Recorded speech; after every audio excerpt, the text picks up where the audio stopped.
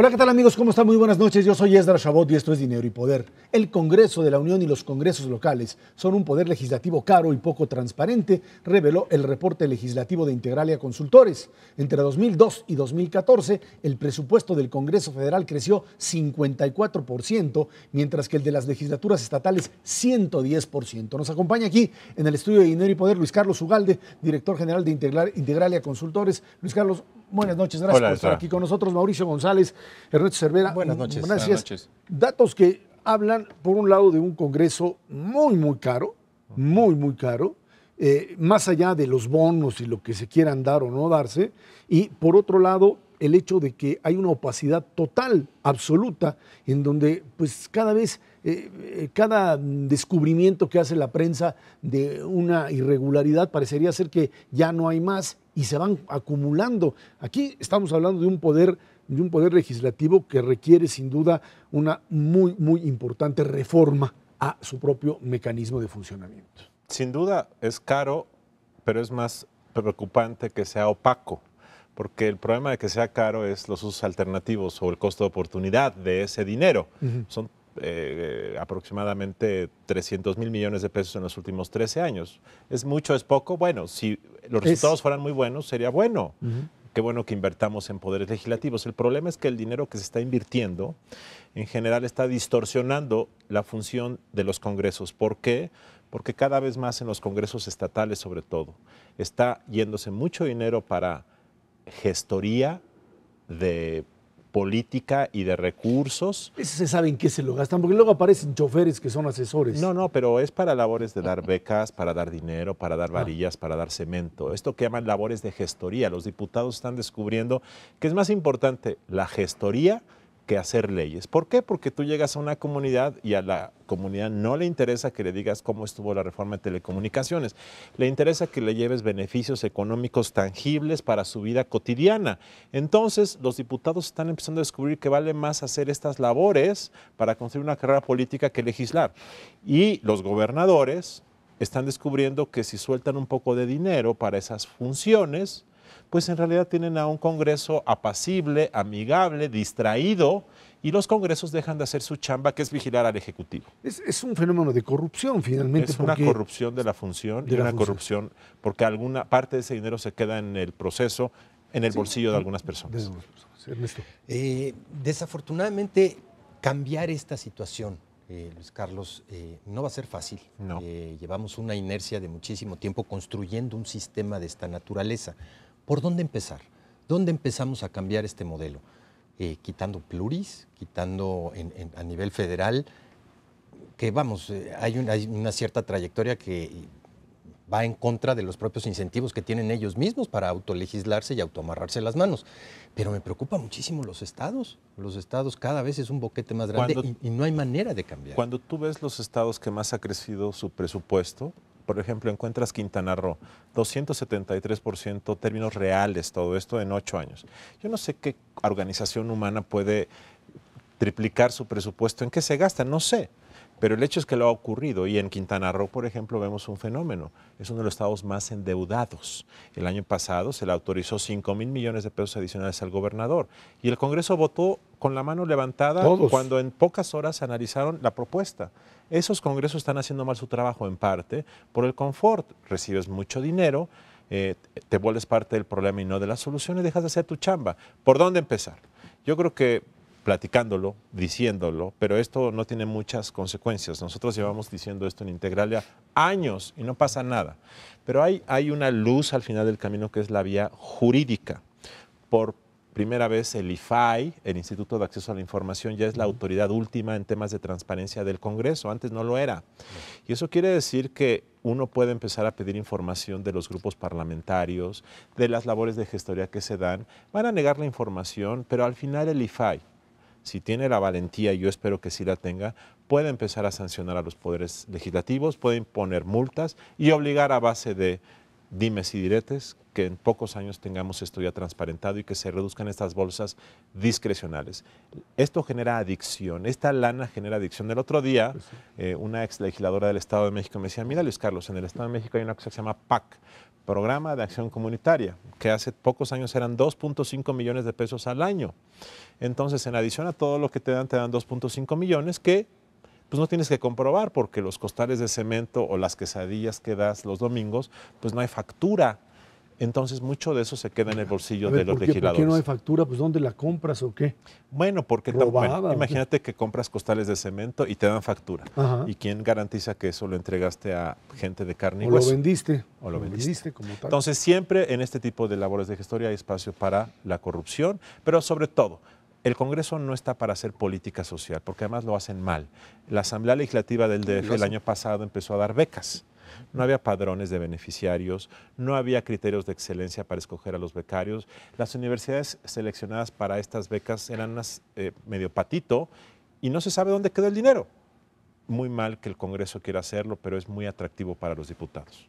Oye, Luis Carlos, tú hace rato mencionabas que, bueno, una de las tareas principales del legislativo es vigilar al ejecutivo. O sea, yo creo que la palabra clave aquí es la vigilancia a los poderes que son hasta cierto punto autónomos. Aquí la pregunta es, ¿quién debe de vigilar al legislativo? Pero sobre todo, digamos, en esta autonomía que tienen para determinarse su presupuesto, si hay alguna experiencia o experiencias, por ejemplo, internacionales o en otros países, en donde no tengan esa holgura, porque aquí lo que hemos visto es que el Poder Judicial determina cuántos recursos necesita y el legislativo determina también su cantidad. Le pasan el paquete a la federación le pone palomita y entonces pues es como han ido creciendo todos estos recursos y eso se replica sin duda a nivel de los estados. ¿Hay algún cuerpo que le ponga un freno a nivel internacional, en la experiencia internacional, a esta autonomía? Porque no es una autonomía que conduzca a mejor bienestar ciudadano. Bueno, hay dos frenos. Uno es el ejecutivo, sea el presidente o un gobernador que le diga al Congreso, oye, yo te veto, yo te observo, esto te lo veto porque es un exceso. Pero a los gobernadores y al presidente no le interesan pelearse, les interesa que el Congreso no los moleste. Así es que me lo dijo un día un gobernador, me dijo, si darle 100 millones de pesos más al Congreso significa que van a dejarme hacer lo que quiera, es barato. Es la perspectiva de los ejecutivos. Dos, el otro es la opinión pública, pero en México tampoco funciona ese mecanismo. Entonces, la pregunta es, ¿hay alguna mejor alternativa que, la verdad es que quién va a autorizarle el presupuesto al Congreso? La única alternativa real es los pesos y contrapesos, que los propios partidos dentro del Congreso por quedar bien, por hacer una labor, lo hagan. Pero el problema aquí, Mauricio, es que partidos como el PAN, que en los 90 fueron muy firmes en su demanda de combatir el abuso del poder, el abuso del dinero, son parte del problema ya. El PRD lo era, el PRD denunciaba los excesos, pero los grupos parlamentarios reciben 200, 300 millones de pesos al año que no tienen que comprobar, pues es parte del confort. Pero achicar el Congreso no como se está platicando, no ayuda. Para este fenómeno del clientelismo y de la lana, no. Además, eso trae otra problemática, que es el problema de la representación, de hasta dónde lo vuelves un Congreso al cual solamente entra el partido, o tiene mayoría, el partido que tenga una mayor estructura y todo el resto no lo puedes equilibrar. Además, para poner en perspectiva, hay dos fuentes que me parecen muy preocupantes de dinero. Lo que se da para gestoría, que en el Estado de México nada más son como 200 millones de pesos al año, en un Congreso que vale como 1.400 millones. En el DF ya empieza a suceder y en muchos congresos. En Durango ya pusieron en la Constitución que una labor de los diputados es la gestoría. Es terrible esto. Y dos, lo que es más en volumen son las subvenciones a grupos parlamentarios que no son auditables por nadie. Es la única partida del gasto público no auditable. 20 meses de esta legislatura en la Cámara de Diputados, esa partida significa 2.145 millones de pesos. Eso es una cantidad escandalosa por sus efectos de perversión y dos, porque sí es mucho dinero en monto. Entonces, si se quiere hacer lo que César Camacho quiere del PRI, más vale reducir esa partida. Es como la partida secreta que tiene el presidente de la República en los 90. Es la partida secreta de los diputados. Oye, pero en ese sentido, el papel del diputado, es cierto, es legislar, pero siempre se dice el diputado tiene que velar por los intereses de sus electores. Sí, pero no dando directamente dinero. O sea, gestionando ante la Secretaría de Desarrollo Social que cumpla con sus electores. No él dando directamente no el él dinero. repartiendo becas. Sí. Ahora, en ese sentido, parecería ser que este mecanismo es un mecanismo que para sacarlo, tú dices, habría que tener un mayor nivel de presión. Sin embargo, hay ciertas gubernaturas de los estados en donde el fenómeno no es tan grave, o sea, no se manifiesta como en otras. No sé si es por el gobernador o si es el Congreso o que no tienen dinero, pero sí hay estados que en este análisis que Integralia hace salen con calificaciones aceptables, ¿no? Sí, sí, por cierto, aprovecho para decir, este estudio está disponible en reportelegislativo.com.mx. Quiero decir además que es una página interactiva, entonces ustedes pueden entrar a Zacatecas y ver cómo ha evolucionado el gasto por ahí. También pueden entrar a los perfiles de cada diputado y senador y ver sus indicadores individuales de desempeño. Sí hay unos muy graves. Quintana Roo, Oaxaca y Sinaloa, les platico esta historia. Oaxaca y Sinaloa tuvieron alternancia en 2010. Pues los primeros 3 años de la alternancia los congresos aumentaron su gasto como 180%. ¿Por qué? ¿Qué pasó? ¿Por qué en Oaxaca? ¿Le cobraron más caro al nuevo gobernador o qué? Bueno, yo creo que lo que pasó fue que algunos asesores le dijeron a los gobernadores, ¿sabes qué? Sigue el modelo de darles lana para gestoría, los vas a distraer, los vas a tener contentos y vamos a tener cooperación. Nada más que ese tipo de cooperación, pues es una cooperación que distorsiona todo. ¿Qué otro estado tiene problemas muy graves? Baja California ha crecido su presupuesto 270% en los últimos años. Y dos, hay cosas muy graves también. El Congreso del Estado de Puebla cuesta 5 millones por cada 100,000 habitantes. 5 millones. El Congreso de Quintana Roo cuesta 29.3 millones por cada 100,000 habitantes. Está homogeneizado. ¿Por qué uno cuesta 5 y el otro 29.3? No hay explicación. Lo que uno descubre en este estudio es que no hay criterios, no hay indicadores de desempeño, no hay control, hay mucho clientelismo y es un problema muy serio. Pero nadie se porta bien, o sea, no tienes ningún congreso que tú digas ha manejado un presupuesto. Bueno, lo que tú ves en este estudio es que hay congresos como el de Colima, por ejemplo, hay congresos como el de Tabasco, hay congresos como... Yo creo que incluso la Cámara de Diputados Federal, a pesar de estas partidas, sus presupuestos han sido más o menos constantes.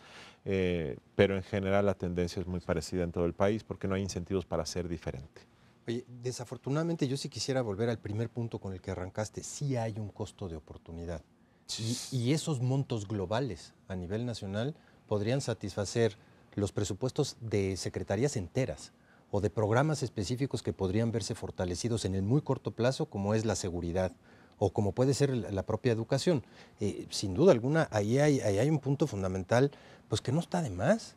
Ernesto, sí es por supuesto hay un costo de oportunidad. Lo que yo decía es, frente al costo de oportunidad, hay un problema más grave aún, que es el efecto pernicioso y distorsionador del dinero. Y validarlo, ¿no? Es que se acabó, es como el fin de la ideología de Fukuyama, aquí es el fin de la oposición por lana.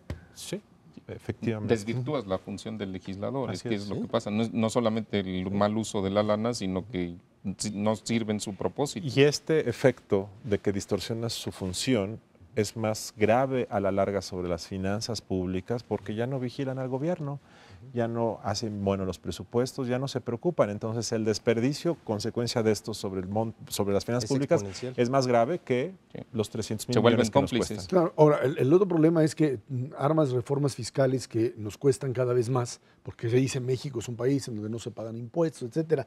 Yo entiendo que pues ya como porcentaje del Producto Interno Bruto esto es muy pequeño, pero es muy difícil, ¿no? Llegarle a una población a decir, a una población que ya paga impuestos, decir, tienes que pagar más porque se necesita para esto, y resulta que mientras tanto Congreso puede hacer lo que quiere, mientras gobierno federal, incluso internamente, tiene mayores controles. Así es.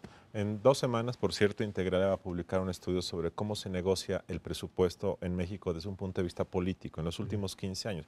Ojalá me inviten a platicar, porque esto es parte de aquello. Aquello lo que descubre es que los diputados han perdido toda seriedad y profesionalismo para negociarlo. Bueno, antes no se negociaba, en los años 80 no se negociaba, se imponía desde Hacienda. Ahora que sí pueden cambiar cosas, han descubierto que lo que hay que cambiar son cosas que les llaman rédito político y entonces se focalizan en las carreteras, en las universidades públicas y en los caminos rurales. Y lo demás no importa. Entonces es parte del mismo problema. El fenómeno del clientelismo te distrae y tiene un impacto muy serio sobre la calidad del gasto público. Bueno, pues ahí está el planteamiento, no muy optimista en lo que se plantea en este estudio, pero algo que tendrá que ser tomado en cuenta seguramente a partir incluso del próximo año electoral, en donde el tema Congreso y para qué elegimos diputados tendrá que salir y habría que... Yo le he dicho a algunos legisladores, es más importante para la población que el Congreso dé una señal de sobriedad, transparencia, dignidad institucional para su reputación que el Pacto por México. Tú puedes hacer el Pacto por México y cambiarle el nombre a México y hacer todo.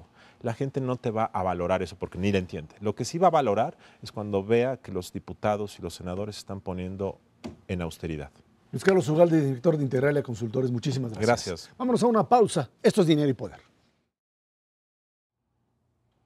Entró en operación en Valle de Bravo, allá en el Estado de México, la Gendarmería Nacional, con un convoy conformado por 350 elementos que realizará tareas de vigilancia ante la ola de secuestros que se ha registrado en las últimas fechas. En la zona, el comisionado general de la Policía Federal, Francisco Enrique Galindo Ceballos, señaló que esos elementos estarán en Valle de Bravo el tiempo que sea necesario. Bueno, la semana pasada platicábamos aquí con respecto a este tema de gendarmería, cómo se iba a armar, y finalmente hoy llevan a cabo esta tarea directa en Valle de Bravo. Decíamos que quizá la gran novedad es, por un lado, que sea una parte de la Policía Federal y, por otro lado, esta necesidad de actuar sobre lo que llaman procesos productivos, o sea, esas áreas en donde se requiere de una inteligencia especial, no es que no haya ya una unidad de inteligencia, pero que pues tenga la capacidad, por un lado, de proteger a ciudadanos frente al chantaje del crimen organizado y por otro, pues también tenga la capacidad de entender qué es lo que está pasando. En Michoacán se tardaron no sé cuánto tiempo, no sé si por negligencia u otras razones, en entender que el mercado de limón estaba funcionando como funcionaba por efecto del chantaje del crimen organizado. Sí, el limón y el aguacate y una serie de factores. En el caso de Valle de Bravo es muy clara la incidencia sobre de lo que vive Valle de Bravo, fundamentalmente, que es el turismo. Sin duda alguna estaba ya llegando a niveles verdaderamente insostenibles y en ese contexto pues la entrada de la Gendarmería yo creo que es bienvenida. El problema de fondo no está tanto en estos pequeños brotes que puede ir solucionando la Gendarmería. Sabemos pues que con 5,000 integrantes pues simplemente no se va a dar abasto para todo lo que está sucediendo en el país. Y sabemos también que pues, se tiene que empezar con algo. El problema de fondo es cómo vamos a llegar de esos 5,000 a los 350,000 que necesita el país de policía confiable bajo un solo mando, que tendría que ser de ese tamaño la Gendarmería, en condiciones de paz, de 450,000 para las condiciones que está viviendo nuestro país en este momento, y de qué manera en el tiempo podemos ir garantizando que se van a ir apagando estos brotes, como los de Valle de Bravo o como los de Tamaulipas en su conjunto, o el propio Michoacán, que aunque pues, se extinguió el fuego principal, sigue habiendo humaredas muy importantes. En el muy corto plazo, ese es el problema de fondo, porque podemos tener el mejor esquema económico, las mejores reformas estructurales, pero si a final de cuentas no se puede garantizar esta parte de seguridad para el desarrollo de las actividades productivas normales, pues simplemente vamos a estar dando tumbos y apagando fueguitos aquí, pero luego prendiéndose por otros lados en este famoso efecto cucaracha. A mí me queda claro el propósito de la Gendarmería de evitar, ¿no? O obstaculizar o impedir que el crimen organizado pueda apropiarse de la economía de ciertas ciudades o regiones, sobre todo cuando son pequeñas, como es el caso de Valle de Bravo, porque efectivamente Valle de Bravo tiene una población flotante más grande que los propios habitantes de la ciudad. Y entonces, bueno, si esa población flotante se aleja, como dice Ernesto, pues económicamente se genera un daño muy severo. Yo creo que este anuncio es bueno porque, sobre todo, pues a raíz de los días que vienen para las fiestas patrias, siempre esas son fechas importantes para este tipo de localidades, particularmente como Valle de Bravo. Pero lo que a mí no me queda muy claro todavía, honestamente, es realmente qué es lo que distingue a la Gendarmería en términos de los instrumentos que va a utilizar precisamente para proteger, vamos a decir, que la economía de las localidades quede a salvo de las amenazas del crimen organizado. Más allá de su presencia, que en sí me parece buena, 350 elementos podrían ser un buen número para Valle de Bravo. El problema es que creo que todavía estamos muy distantes de que esto tenga un alcance realmente, resultados positivos a nivel nacional, porque ahora no protegen Valle de Bravo, pero pues ya la situación en el mismo Michoacán pues no está del todo ordenada, de repente se mejora Morelos, se descompone el Estado de México, se mejora el Estado de México, se descompone el DF, es realmente un problema de que no es suficiente, digamos. Yo creo que aquí el problema es que mientras las policías estatales no creen sus propios cuerpos, pues lo que está haciendo Policía Federal es simplemente cubrir las necesidades de una población. Hay que recordar que en Valle de Bravo y en otras zonas del Estado de México, en la zona sur también, lo que hicieron fue sacar a toda la policía, mandarla, dicen, a cursos de adiestramiento, que finalmente de lo que se trata es de saber con quién están trabajando,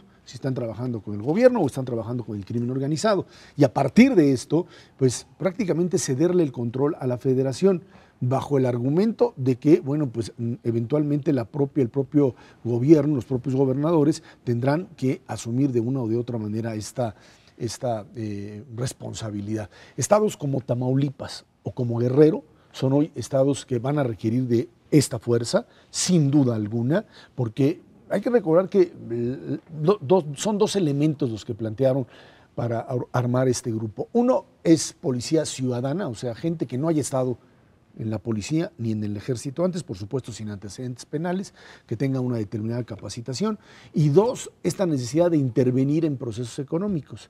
O sea, que es finalmente lo que se hizo en el sexenio anterior cuando se prohibió el depósito de dólares en los bancos, que hoy yo creo que en un error están tratando de volverlo a abrir por la situación económica, etcétera. Esta posibilidad de combatir al crimen organizado secándole los recursos, a mí me parece que es la mejor estrategia. Es cierto que se requiere inteligencia, la fuerza, la captura, pero si el negocio deja de funcionar, y eso con problemas serios, porque este crimen organizado, tú le truenas el negocio del narcotráfico y se va a los secuestros. Pero bueno, la idea es finalmente que puedas bajarlos a un nivel tal que no te estén poniendo en riesgo toda la seguridad y el propio poder político de un Estado, ¿no? Ahora, ya hay ejemplos, Ezra, en donde esta parte de complementación, como tú dices, entre lo que es la policía estatal y la policía federal, pues van empezando a tener éxito, uno por lo menos, el caso de Monterrey. Hace unos cuantos años Monterrey era verdaderamente invivible, prácticamente no había policía estatal, se mencionaban 167 elementos que pues, simplemente no dan para una ciudad como Monterrey. Debiera de tener aproximadamente unos 8,000 policías cuidando una ciudad de esa naturaleza. Obviamente pues requirió la entrada de la PFP con 2,000 elementos, más otros 2,500 del Ejército y de la Marina. Seguían estando cortos en aproximadamente 3,500 y en el transcurso de 2 años han podido conformar una policía estatal que da condiciones, pues si no las mejores del mundo, por lo menos de un nivel de vida de relativa tranquilidad como lo tenía Monterrey antes. Bajo este esquema es bastante claro que hay que invertirle muchísimo dinero. La iniciativa privada del propio Monterrey de Nuevo León le entró con una muy buena cantidad de dinero. ¿Para qué? Para conformar esa masa de policías que se requiere para mantener la tranquilidad en una entidad, en una ciudad como Monterrey. No ha sido muy rasposa, esa es la verdad de las cosas, la relación entre esta nueva policía estatal, la PFP y el propio ejército. Se han dado estos procesos de transición y todavía le van a tener que seguir invirtiendo una muy buena cantidad de dinero. ¿Hasta cuándo? Hasta lograr esos 8,000 policías que se requieren para tener en condiciones. El caso de Ciudad Juárez también, ¿no? Sí, el caso de Ciudad Juárez. Exactamente. Pero es que son casos aislados, Ezra, y el problema es nacional. Entonces, ahí pues es donde yo creo que estamos muy descobijados como país. Pero el camino es el correcto, ¿no? O sea, quizá el problema es cómo llegas con eso. ¿Qué otra alternativa planteas? Bueno, sí, te voy a decir sí, no, porque sin duda la gendarmería creo que está diseñada y equipada para hacer una buena labor y para tener buenos resultados. Estamos hablando que su principal deficiencia es la falta de tamaño, la falta de masa crítica para combatir al crimen organizado. Pero luego existe otro problema, que es le generas un incentivo perverso con la gendarmería al apoyo de los estados y, bueno, no se diga de los municipios, o sea, como que los eximes de la responsabilidad. Entonces es relativamente cómodo si de por sí, pues no, en muchos gobiernos estatales, la gran mayoría donde están estos problemas, los gobernadores no han agarrado las riendas del problema, entonces no hay manera de avanzar con velocidad porque todo se lo dejas a la federación. Entonces la federación tiene que reclutar a los policías, tiene que equiparlos, tiene que asignarlos, tiene que gastar en ello, tiene que capacitarlos, cosa que es bastante complicada. Es muy lento el proceso para la dinámica que ya estamos viendo de incremento de la extorsión, de incremento del secuestro, de incremento de los delitos de robo. Pues entonces no se dan abasto y entonces siempre vas a la saga del problema, no te pones adelante del problema. Yo creo que esa es una situación que mientras los gobiernos estatales no se responsabilicen y sean más activos, difícilmente se va a encontrar una solución. Lo que está muy claro ahí es que el esquema de incentivos de este Fondo de Seguridad Nacional para estados y municipios no está jalando en términos de que se queda una cantidad de recursos importantes ahí en la bolsa todos los años y pues ahora sí que los estados no deciden apropiarse esos recursos efectivamente, ponerle otro cacho de ellos mismos para que la cuestión se resuelva. Y en esas condiciones, muy pocos estados, Querétaro, Aguascalientes, en algo, Yucatán, sí lo han aprovechado bien y no han llegado a los niveles de violencia que se tienen en otras regiones del país. En todo caso, lo que queda claro es que, por supuesto, que el Poder Federal no puede sustituir al estatal. No. En un momento determinado tendrán que hacerlo, pero tampoco lo que puede hacer el Poder Federal es decir, pues háganse bolas porque cada quien tiene su responsabilidad. Esto quizá lo hicieron en el pasado y terminamos en las condiciones como las de Michoacán, donde finalmente el crimen organizado llegó hasta la gubernatura del estado. Tan sencillo como eso y tan complicado para poderlo resolver. A mí me parece que esta policía, esta gendarmería, como está planteada, no tiene nada que ver con los modelos de gendarmería en otros países, pero está planteada como una unidad policíaca de combate al crimen en el área económica y creo que esa es una muy buena apuesta. Poder secar, poder restringir el uso de recursos, identificarlos y proteger a la sociedad del chantaje de los delincuentes es fundamental. Que empiecen por Pemex también, ¿no? Rápido, porque ahí hay una fuente importantísima del crimen organizado y se está abasteciendo. El problema es que está por todos lados, ¿no? Así es, bueno, tendrán que intervenir directamente ahí o cambiar el esquema que, pues, de los robos que hay a toda la parte de gasolina y lo que generan además en términos de inseguridad. Vamos a una pausa y de regreso platicamos con usted sobre pues, la reforma hacendaria. Se fue hasta la Suprema Corte de Justicia de la Nación y dice la Corte que todo es constitucional. Esto es Dinero y Poder. La Suprema Corte de Justicia de la Nación declaró válido el decreto que homologa el IVA al 16% en las fronteras. Por mayoría de votos, la Corte determinó que no viola el principio de equidad tributaria. También avaló la modificación a la tasa de impuestos sobre la renta y la eliminación del régimen de pequeños contribuyentes. La Corte tomó todas las impugnaciones a la reforma fiscal y les dijo ninguna procede, nada de esto sucede. Gritaron en el norte, dijeron que esto no era correcto. Lo cierto es que pues ahí está una reforma fiscal que pues de alguna manera dicen ya ha sido absorbida por la ciudadanía y sin embargo, bueno, pues el norte sigue quejándose de ese IVA al 16% porque sigue argumentando, en alguna entrevista ahí me lo decían, que la caída en las ventas ha sido muy grande y la pues, competencia frente a los Estados Unidos es enorme y la gente pues se pasa al otro lado a comprar porque es más barato.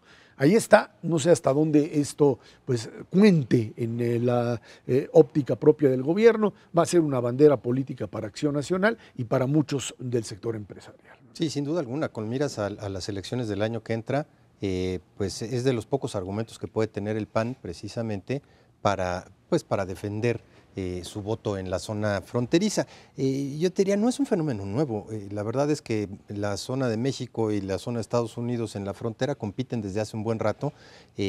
Lo novedoso es que en este caso se trata de un fenómeno estructural. Cambia permanentemente la estructura fiscal en México. En ocasiones anteriores México se hace mucho más competitivo frente a una devaluación. Estados Unidos, pues con las tasas que tiene del otro lado, que fluctúan entre el 6 y el 8%, dependiendo del estado con el que se haga frontera, pues simplemente va a tener una ventaja estructural importante, que se tendrá pues que México que acostumbrar, en términos generales, esos empresarios que están acostumbrados, las propias cadenas de autoservicio, sin duda alguna están sufriendo mucho más en la parte fronteriza en términos de caídas de las ventas que a nivel nacional, pero por mucho. Yo te diría, yo creo que esto avala efectivamente que es una reforma fiscal que se va a quedar hasta dentro de 5 años, de aquí al 2018. Veo muy difícil que se pueda revertir ya, evidentemente desde el punto de vista legal, pero también con algún tipo de reforma que puedan proponer los diputados o el propio gobierno federal. Serán cambios menores y marginales a lo que tenemos hoy como reforma estructural. ¿Resuelve esta reforma fiscal los problemas de fondo del gobierno federal en términos de recaudación? No. Hay una reforma en el margen que en el mejor de los casos les dará menos de un puntito del Producto Interno Bruto, cuando el verdadero boquete está en alrededor del 4 o 5% del Producto Interno Bruto, y tarde que temprano, muy probablemente cercanos al 2018, sí vamos a requerir una nueva reforma fiscal que le entre de fondo a lo que tanto le hemos tenido miedo, que es IVA a alimentos y medicinas. Sin duda alguna, eso no es una cosa que sea urgente en el corto plazo, pero a final, tarde que temprano, para restituir todo el boquete que va a dejar Pemex, dada la reforma energética, se tendrá que hacer una reforma fiscal que le restituya en materia de ingresos tributarios, IVA e ISR, lo que pierde por otro lado el gobierno federal.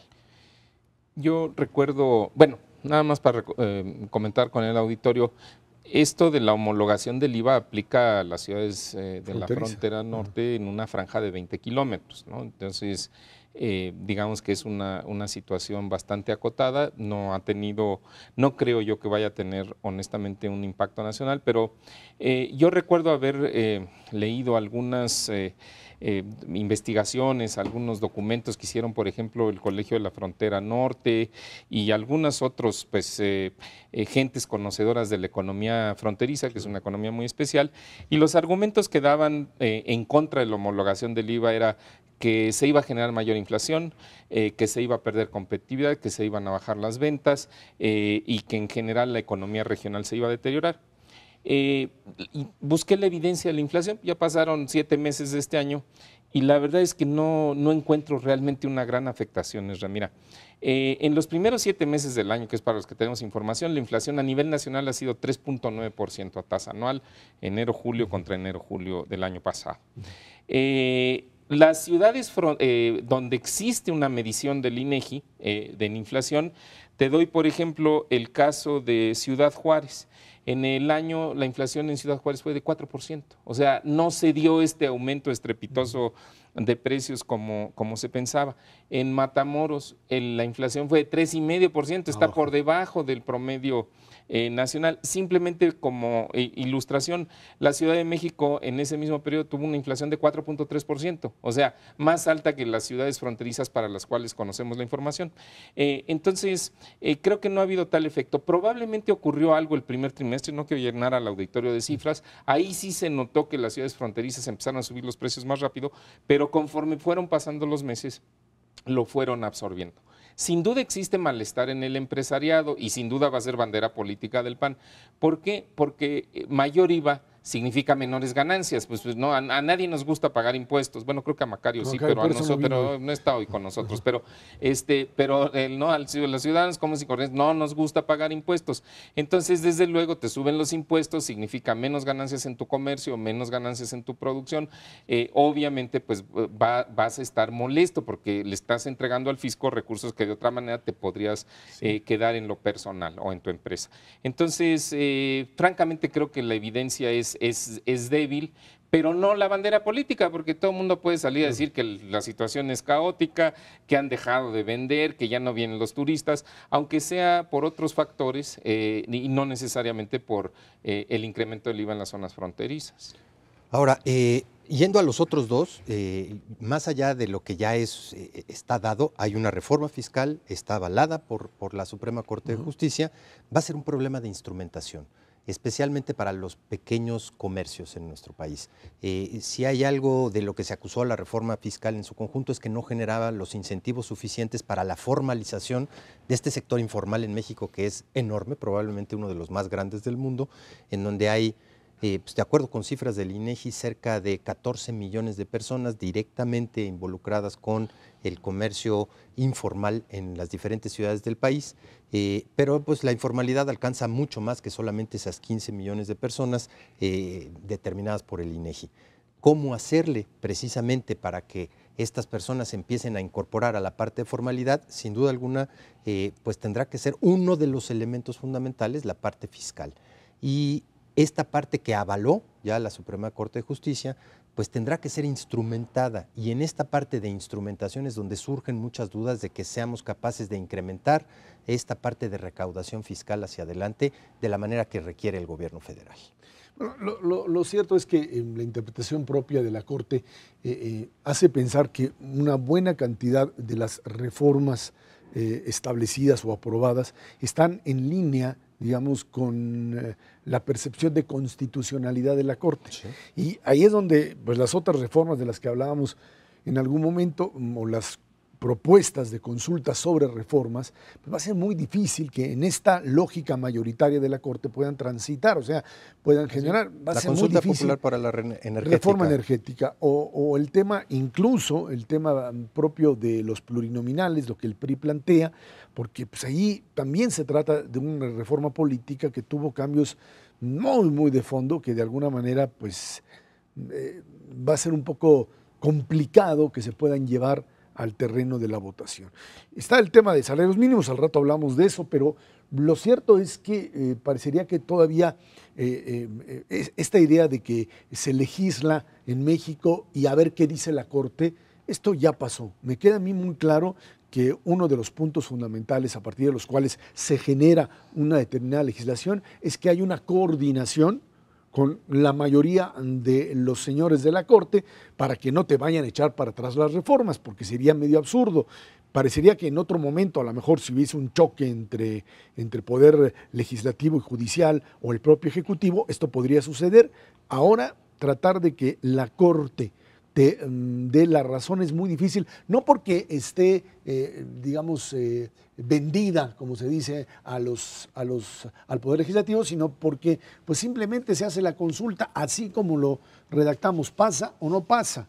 Y esa es una parte importante para poder entender cómo funciona la Corte, al menos en México, una vez que se ha transformado en un poder independiente. Bueno, y en el caso de reformas que implican cambios constitucionales, efectivamente ¿sí? Surge lo que tú dices con la Suprema Corte, pero después está también el tema de los congresos locales, en donde tampoco, hasta donde yo sé, hay una obligación vinculante. Por ejemplo, que se pudiera hacer una consulta popular, que se favoreciera, ¿no?, echar marcha atrás en alguna de las reformas estructurales, pues simplemente los congresos estatales no están obligados a hacer ninguna modificación o a echarse para atrás o hacer algún cambio, y entonces, por lo tanto, pues tampoco, ¿no?, digamos, claro. Ahí hay otro obstáculo efectivamente para ¿no?, dar marcha atrás en algunas de las reformas estructurales, y creo que eso es bueno porque el punto de las reformas pues es darle certidumbre, muchas de ellas desde su perspectiva económica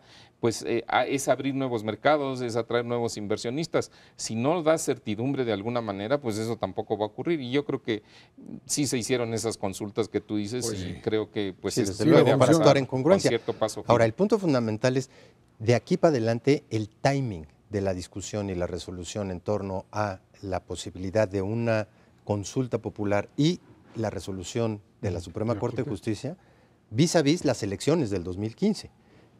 Sin duda alguna ahí el timing yo creo que va a ser muy importante para las banderas que pueden tomar los diferentes partidos políticos. Y yo lo que te diría es que pues, la Corte va a tener una enorme presión Sí, para porque es hacerlo obvio rápido. que lo hace rápido. Va a ser muy difícil que al PAN se la echen para atrás, aunque a mí me parece que es de las propuestas más demagógicas, de decir, y usted está de acuerdo en que suban el salario mínimo, pues sí, ¿quién todo no el está de mundo- acuerdo ¿quién con no está de eso? acuerdo? Que lo suban. Hay que ver si se puede, ahorita platicamos de eso. Pero el otro punto creo que es todavía más importante, que es el tema de reforma energética, si pasa o no pasa, y el tema también incluso para el propio PRI de la estructura, digamos, legislativa en el país. Esos temas son temas que la Corte va a decir, esa es mi proyección, va a decir simplemente no pasa porque tiene un determinado tipo de problemática que no está de acuerdo con la ley. Vamos a ver si finalmente así sucede. Bueno, vámonos a una pausa y de regreso platicamos con usted sobre el tema precisamente salarios mínimos, subirlos o no. Esto es Dinero y Poder. El jefe de gobierno del Distrito Federal propone que el salario mínimo pase de 67 pesos con 29 centavos a 82 con 86, por supuesto esto diario, en un primer aumento y que en 10 años alcance los 171 pesos. Dice que esta propuesta no impactará de forma negativa a la economía del país ni incrementará el índice inflacionario. Destaca además la desvinculación del salario mínimo como tasa de referencia y propone crear una nueva unidad de medida. Ahí están los planteamientos hechos por Miguel Ángel Mancera, en algo que me parece que es pues, una estrategia política muy adecuada, funciona, muy popular. Pero yo no sé si el tema salarios mínimos en México es un tema que pues, puede por sí mismo, al quitarle todos digamos, sacarlo de los distintos indicadores de hipotecas, de multas, de todo lo que está ligado y dejarlo solo, si lo puedes mover simplemente como parte de un decreto. Dicen que así funcionó en Chile y en otros países de América Latina, incluso en Europa, la discusión ahí en Alemania sobre el salario mínimo. Yo no sé si esto termina siendo contraproducente, no solamente por el impacto inflacionario, si lo hay o no, sino porque empiezas a generar primero la expectativa en los otros contratos colectivos, ¿no?, respecto a cuánto hay que subirlo. Si tú le subes un 20% o un 10% al salario mínimo, el salario contractual tendría que subir en la misma proporción, Mauricio. Sí, bueno, no en automático, pero mira, el problema es que este tema de los salarios mínimos, creo que la discusión ha sido muy desafortunada porque ya se politizó. O sea, ya lo agarraron de bandera y entonces, pues es muy difícil que alguien diga que está en contra de que se suban los salarios mínimos, porque entonces te tachan, ¿no?, de insensato, ¿no?, de calculador, de reaccionario, de frío, de irresponsable social. O sea, entonces es realmente un debate muy difícil, pero uno, hay que reconocer, la realidad de los salarios mínimos en México es muy cruda, es muy mala. Es el salario más bajo, hablando del mínimo, no del nivel de los salarios en la economía. Es el más bajo de toda la América Latina. Bueno, y efectivamente se desvirtuó porque se utilizó como unidad de cuenta. Entonces un montón de contratos, las pagos de las hipotecas del Infonavit, las multas y muchas otras cosas están vinculadas al salario mínimo. Yo pienso que esa es la parte que puede arreglarse con más facilidad. Puedes sustituir salario mínimo por los UDIs, ¿no?, porque son una unidad de cuenta y entonces eso se puede resolver con cierta facilidad. El problema es cuánto los ajustas hacia arriba, Ezra. Y ahí creo que hay que entender la realidad del mercado laboral de nuestro país. Hay cerca de 7 millones que perciben hasta un salario mínimo, ni siquiera un salario mínimo, ¿no? Algunos sí, pero hay otros que están por debajo de eso. Son muchas personas. Pero la pregunta, una pregunta que me parece fundamental es, ¿en dónde trabajan? Y cuántos están en el sector formal y cuántos están en el sector informal. De esos 7 millones hay como 230,000 que están en el sector formal, entiéndase los que reciben IMSS y prestaciones y etcétera. Y el resto, o sea, 6.7 millones, ¿no?, de personas están en el sector informal. O agropecuario. Pero informal, a fin de cuentas, duda. o sea, no tienen un trabajo ¿no?, con prestaciones laborales. Remunerado. Entonces, ¿qué sucede? ¿Qué puede suceder? Bueno, y segundo, a mí me gustaría saber, y eso no lo he escuchado, por ejemplo, de los funcionarios del DF, que son los que traen la bandera en alto en este tema, es ¿cuántas personas de los que trabajan en pymes o en microempresas ganan el salario mínimo aquí? ¿Por qué? Porque para pagarle más a la gente, si estás hablando de pagarles 5 o 6%, pues bueno, alguien puede hacer un sacrificio. Si estás hablando de subir el salario mínimo 19% el primer año y después un promedio de 7-8% por año los siguientes 9 años, la pregunta es si lo resisten las finanzas de las empresas pequeñas, que son las que más personas contratan a nivel de salario mínimo, y si ese es el caso, ¿qué va a suceder con dos cosas? Con el nivel de precios, o sea, con la inflación, que si sube va a perjudicar a, pues, no solamente a los que perciben el salario mínimo, sino a toda la economía en su conjunto. Y segundo, que al encarecer el precio el costo del trabajo en el mercado formal, lo único que vas a fomentar es que se vayan más gentes a la informalidad, que es donde ya está saturado el mercado laboral. El 60% del empleo en nuestro país es informal. Entonces, creo que no se ha dado respuesta en el debate a esos dos planteamientos y por lo tanto a mí sí me parece que es un poco irresponsable desde el punto de vista económico estar generando estas expectativas de aumento de salarios mínimos cuando no tienes resuelto realmente cómo mitigar las consecuencias negativas que puede tener eso para toda la economía y para todos los asalariados. A final de cuentas hay que reconocer cosas elementales sobre las cuales no hay mucha información en nuestro país. La primera de ellas es que somos un país intensivo en mano de obra, no intensivo en capital. Yo he escuchado muchas opiniones de gente que vincula esta parte de las remuneraciones a la parte de productividad. Claro. Poniendo ejemplos, pues yo te diría hasta un poco falaces, diciendo, pues es que los trabajadores mexicanos son realmente productivos, pero están en un esquema de salarios, especialmente el mínimo, que no dejan que su productividad se refleje en salarios.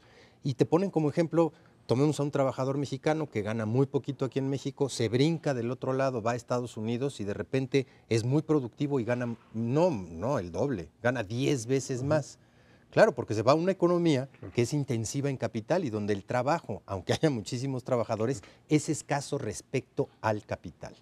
En ese contexto, habría que diferenciar esta parte de salario mínimo general como un piso que evidentemente, y como bien lo mencionaba Mauricio, es el más bajo de América Latina y que está muy por abajo del salario promedio de nuestro país, que está entre 2,5 y 3 salarios mínimos, al menos en la parte formal de la economía mexicana. En ese contexto, pues no opera como un salario mínimo, opera como precisamente como un indicador de otras transacciones en la economía, pero si tu salario mínimo está por abajo del salario promedio, pues difícilmente te va a pegar.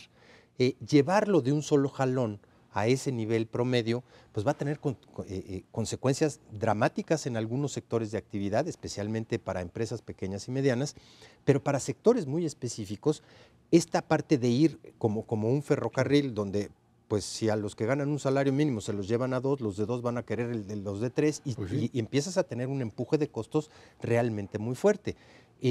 No hay, desafortunadamente, indicadores para ver lo que los economistas le llaman el salario de mercado en sectores específicos. Uno puede decir, pues bueno, ¿cuál es el salario más alto de la economía? Por mucho. El más alto de todos es del sector petrolero, es Pemex. Ellos están en 20 veces el salario mínimo promedio. Y en ese contexto, pues ahí tienes un parámetro alto. ¿Cuál es el más bajo de todos? Pues normalmente es el sector agropecuario, aunque nada más hay 400,000 trabajadores ahí y son fundamentalmente los cañeros, pues ahí tienes muy cerquita de 1,5 salarios mínimos. ¿En dónde pones ese objetivo? Es muy difícil, tiene que ver por región, tiene que ver por sector. Y en ese contexto, dar una idea de que todo se va a resolver precisamente para empujar el nivel de vida de los mexicanos subiendo el salario mínimo, yo lo veo muy complicado. El otro punto es que el mercado laboral es un sistema de vasos comunicantes. Entonces, yo creo que donde también me parece que ha sido descuidada la propuesta del gobierno del Distrito Federal, es decir, ok, vas a subir el salario mínimo año entrante 20%, perfecto. Se presupone implícitamente, y creo que con poco fundamento, que el resto de los salarios, o sea, los que ganan 2 salarios mínimos, 3, 4, 5 o 10 salarios mínimos, o los contractuales, no se van a alterar. Bueno, ese es un supuesto honestamente muy atrevido. Si no se llega a dar así, entonces la pregunta es, tú subes 20% el salario mínimo. Vamos a hacer un ejercicio hipotético. Y los de otros salarios, en lugar de subir 4%, que es lo que han hecho, ¿no? Ligeramente por encima de la inflación, suben al 6 o 7%, y entonces lo que vamos a tener es una inflación que en lugar de ser 3.9%, como probablemente va a ser este año, 3.8%, puedes estar hablando de una inflación de un punto y medio adicional, no por el salario mínimo, sino por todo el efecto que tuvo en toda la estructura salarial. Y yo pregunto, ¿y entonces, y cómo le va a ayudar cualquier gobierno, el del DF o el gobierno federal, al incremento en el costo de la canasta básica, del costo de la vida? Que es peor. Que es peor. Entonces, terminaste, entonces sale todo más caro. puedes terminar perjudicando a los que quieres favorecer. Ahora, nada más, ¿cuál sería el mecanismo para poder establecer un alza salarial, un salario mínimo que, como dice la ley, pueda ser suficiente? Remunerador. ¿Se puede así? Mira, No, por decreto. La propia Coneval publica cuál es una canasta básica mínima, indispensable para zonas rurales y para zonas urbanas, incluyendo no solamente la comida, sino también el vestido, el transporte, y lo publica de manera mensual desde hace un buen rato. Ahí tienes una línea de pobreza. El salario mínimo, pues ahí se la va empatando precisamente con ello. Eso no quiere decir que esté bien. Ya te lo menciono. La mayor parte de los trabajadores ganan un múltiplo de eso hacia arriba. Por decreto yo creo que es muy difícil decir todos tienen que ganar cuando menos eso. La mejor manera de hacerlo es creciendo. Claro. Este país lo que necesita es crecer e invertir en capital para hacer más escaso el trabajo. Y en ese momento, créeme, los salarios van a aumentar y se van a empezar a vincular a la parte productiva de manera inmediata. Ve lo que sucede con la industria automotriz en México. Son ¿no? obreros muy bien pagados. ¿Por qué? Porque son muy productivos. Claro. Y ahí está la clave. Gracias, Mauricio González, Ernesto Cervera. Gracias a usted que nos ve y nos escucha aquí todos los jueves a las 10 de la noche en Canal 11 de Dinero y Poder. Estamos en la radio Noticias MBS en el 102.5 del FM de lunes a viernes de 5 a 7 de la noche. Por nuestra parte, muchas gracias y muy buenas noches.